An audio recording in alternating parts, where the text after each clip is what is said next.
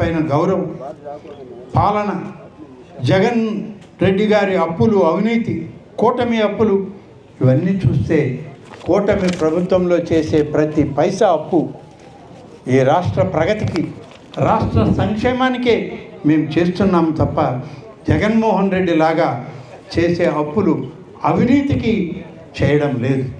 ఈ ప్రభుత్వం చేసే అప్పులు అభివృద్ధి, సంక్షేమ దిశగా నడిపిస్తున్నామని చెప్పి మీకు తెలియజేస్తున్నాం. రోడ్లు, నీళ్లు, వైద్యం, విద్య, పరిశ్రమలు ఇవన్నీ అప్పులతోనే నిర్మించాలి. కానీ అప్పు ఎందుకోసం తెచ్చాం, ఎవరి కోసం తెచ్చాం అన్నదే ప్రశ్న. ఇవన్నీ సరిగా అర్థం కానటువంటి గత పాలనలో ఉన్నటువంటి బొత్స సత్యనారాయణ గారు. దురదృష్టం, మేమందరం కలిసి పనిచేసాం గతంలో. మంచి అవగాహన ఉన్నటువంటి రాజకీయ నాయకుడు, పరిణితి కలిగినటువంటి వ్యక్తి. ఆయన కూడా ఇలాగా జగన్మోహన్ రెడ్డి మాయలో దిగజారి మాట్లాడే పరిస్థితికి రావడం అనేది బాధాకరంగా ఉంది. మరి దీన్ని మనసుతో ఒప్పుకోలేనటువంటి పరిస్థితి. కాబట్టి ఇవాళ బొత్స సత్యనారాయణ గారు మాట్లాడినా, మాజీ మంత్రి కన్నబాబు గారు మాట్లాడినా, ఎవరు మాట్లాడినా నాటి జగన్ రెడ్డి పాలనకి, నేటి చంద్రబాబు నాయుడు గారి కూటమి పాలనకి సహస్రం తేడా ఉంది. అభివృద్ధే లక్ష్యంగా, సంక్షేమమే లక్ష్యంగా ఈ ప్రభుత్వం పనిచేస్తుంది అని చెప్పి నేను ఈ సందర్భంగా మనవి చేస్తున్నాను. ఇన్ని విధాలా చేసేటువంటి ప్రభుత్వం నేడు మన సంగం మండలం మక్తాపురం గ్రామంలో మీ అందరి ముందు ఈరోజు కార్యక్రమాలు చేస్తూ మరి ఈనాడు ఆరోగ్య భద్రతకి పెద్దపీట వేసినటువంటి ప్రభుత్వంగా ఈ యొక్క సంగం మండలంలో 10 గ్రామ ఆరోగ్య కేంద్రాలకి నిధులు విడుదల చేస్తుంది ఇవాల్టి మన కూటమి ప్రభుత్వం. ఒకసారి మీరు కానీ చూస్తే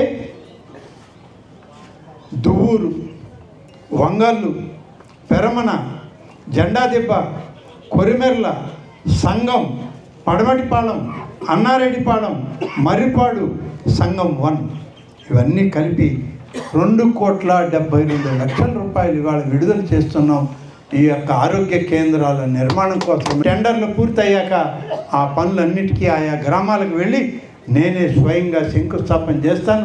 ఆరోగ్య శాఖ మంత్రి గారు వచ్చే సమయం ఉంటే వారిని కూడా మన ప్రాంతానికి తీసుకురావడం జరుగుతుంది. ఇదే కాదు, ఇవాళ ఆత్మకూరులో 100 పడకల ఆసుపత్రి ఉంది.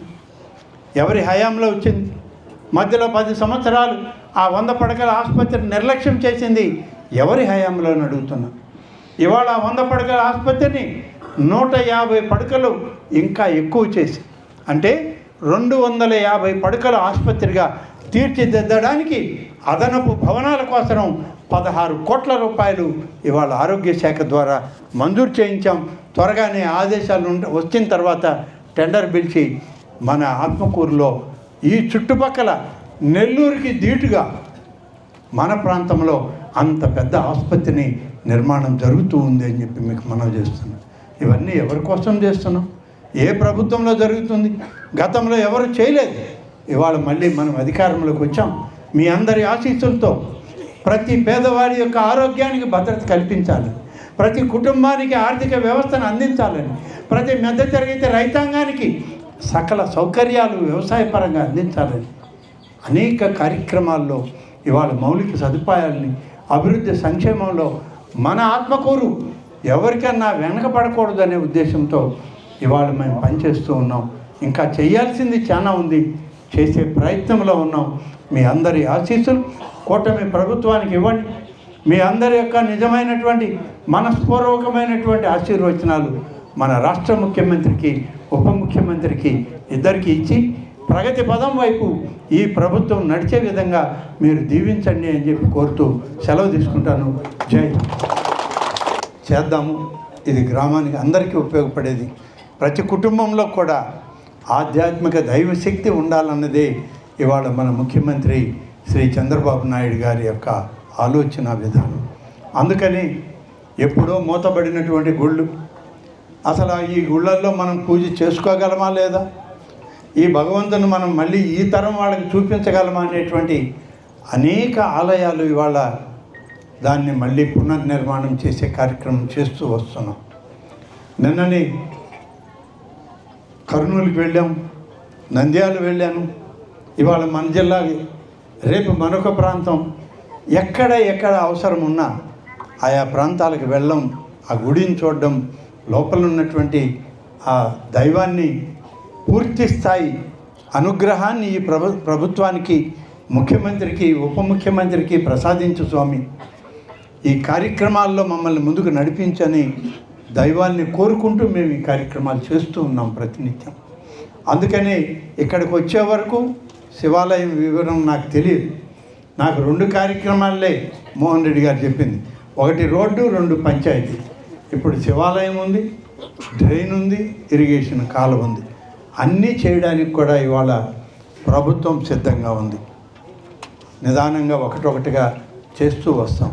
1.5 సంవత్సరం అయింది, ఆలస్యమైంది అనేటువంటి దానికి ఎన్నో కారణాలు ఉన్నాయి. మా తప్పు కాదు, మాకేమి గుర్తులేక, లేకుంటే మీరు చెప్పినవి మంజూరు చేయకూడదని ఇలాంటి ఆలోచన లేదు. అన్నీ చేయాలనే ఉంది. చేయాలి అని అంటే ఇవాళ ప్రభుత్వం మీద చాలా పెద్ద భారమే ఉంది. ఆ భారాన్ని ఒకవైపు మోస్తూ అభివృద్ధి సంక్షేమం వైపు ఇవాళ మనం ముందడుగు వేస్తూ ఉన్నాం. ఆ విధంగా చేసే క్రమంలో ఈరోజు మక్తాపురం గ్రామంలో అన్నారెడ్డిపాలెం సచివాలయం కింద ఉన్నటువంటి ఈ గ్రామంలో దాదాపుగా ఎన్టీఆర్ భరోసా పెన్షన్లు 209 మందికి ఇవాళ 1,33,20,000 రూపాయలు పంపిణీ చేస్తాముంది ఇవాళ కూటమి ప్రభుత్వం అని చెప్పి మీకు మనవి చేస్తాము.